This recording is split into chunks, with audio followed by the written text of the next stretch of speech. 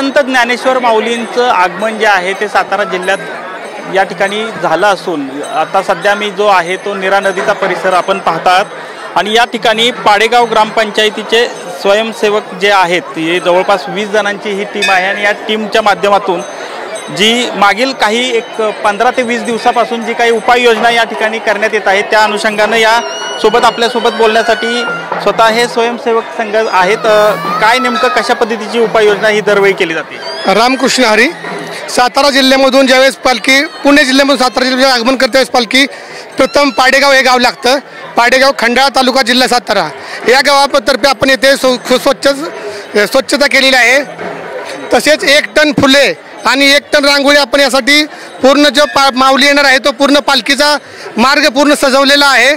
इथे सातारा जिल्ह्यामध्ये पालखी आल्यानंतर इथे माऊलींच्या पादुकांचं स्नायी स्नान आयोजित केलं जातं। तरी यासाठी पाडेगाव ग्रामपंचायत तसेच खंडाळा तालुका जिल्हा प्रशासन याच्या वतीने खूप अशी जय्यत अशी तयारी केलेली आहे। तरी माऊलींच्या पादुकांचे इथे सहर्ष असे स्वागत करण्यात येत आहे। नक्कीच इथं नेमक्या कोणकोणत्या समस्या येतात की वारकऱ्यांना जेणेकरून आणि तुम्ही तुमच्याकडून हे निरसन केलं जातं काय सांगाल? वारीमध्ये वारकऱ्यांना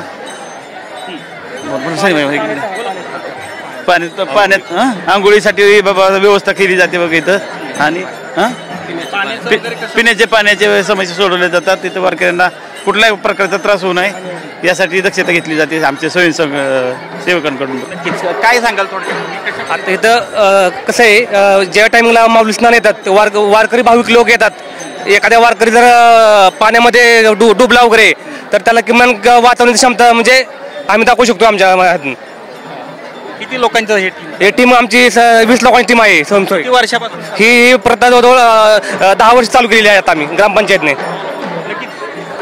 पाडेगाव ग्रामपंचायतीच्या वतीनं हे जे स्वयंसेवक आहेत जवळपास 10 वर्षापासून या ठिकाणी जी काही सेवा आहे माऊलीची या निखळ सेवा जी आहे त्यामध्ये हिच्या या ठिकाणची जी जे आगमन जे होतं या ठिकाणी फुलांची व्यवस्था असेल किंवा या ठिकाणी कोणताही अनुचित प्रकार घडू नये यासाठी इथं या दत्तघाटावर स्वतः ते उभे राहून या ठिकाणी लोकांची सेवा करताना आपल्याला पाहायला मिळत आहेत। कॅमेरामॅन सुशांतसह संतोष नलावडे, TV9 मराठी, पाडेगाव, सातारा।